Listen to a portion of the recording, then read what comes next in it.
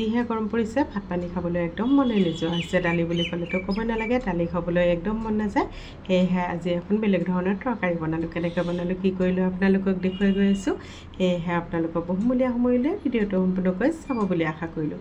এয়া ডাঙৰ ডাঙৰ দুটা আলু লৈছোঁ আৰু কুকাৰত 3-4টামান চিটি মাৰিবৰ কাৰণে বহাই দিলোঁ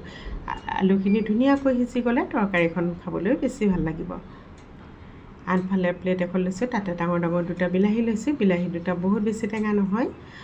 3টামান সৰু সৰু পিঁয়াজ লৈছোঁ আৰু 4-5টামান কেঁচা জলকীয়া লৈছোঁ এইখিনি ভালদৰে ধুই মিহিকৈ কাটি ল'লোঁ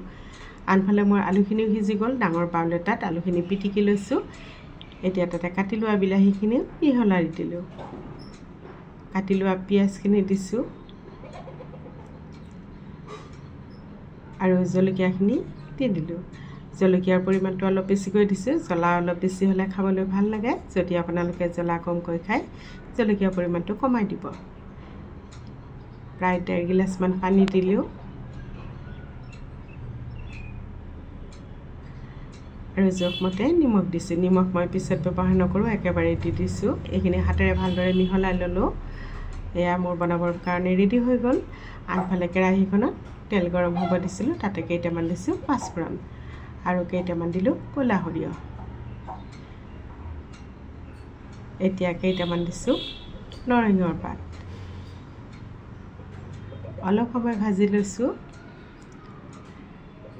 এতিয়া জোখমতে হালধি দিলোঁ অকণমান জলকীয়া গুড়ি দিছোঁ আলু বিলাহীখিনি বহাই দিলোঁ ধুনীয়াকৈ উতলিবৰ কাৰণে ৰাখি থৈ দিলোঁ প্ৰায় 10 মিনিটমান সময় উতলিব দিম আৰু যিমানে ধুনীয়াকৈ উতলিব সিমানে তৰকাৰীখনৰ সোৱাদ দুগুণে বাঢ়িব অকণমান মান ধনিয়া ওপৰত ছটিয়াই দিছোঁ মান ধনিয়া দিলে গোন্ধটো বেছি ভাল লাগে খাবলৈ এনেকৈ যদি তৰকাৰীখন বনাই খোৱা নাই এবাৰ বনাই খাই চাব গৰমত খাবলৈ খুবেই টেষ্টি হয় আৰু তৰকাৰীখন পাতলকৈ বনাব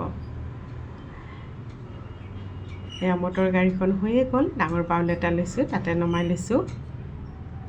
বহুতে চাগে বনাই খাবও পাৰে এই তৰকাৰীখন আৰু যদি কোনোবাই খোৱা নাই এবাৰ বনাই খাই চাব আৰু মোক কমেণ্ট কৰি জনাবলৈ নাপাহৰিব মোৰ খাবৰ বাবে ৰেডি হৈ গ'ল ভিডিঅ'টো চাই কেনেকুৱা পালে কমেণ্ট কৰিব যদি ভাল লাগিছে লাইক কৰিব ভিডিঅ'টো শ্বেয়াৰ কৰি দিব আপোনালোকৰ বহুমূলীয়া সময়লৈ ভিডিঅ'টো শেষলৈকে চোৱাৰ বাবে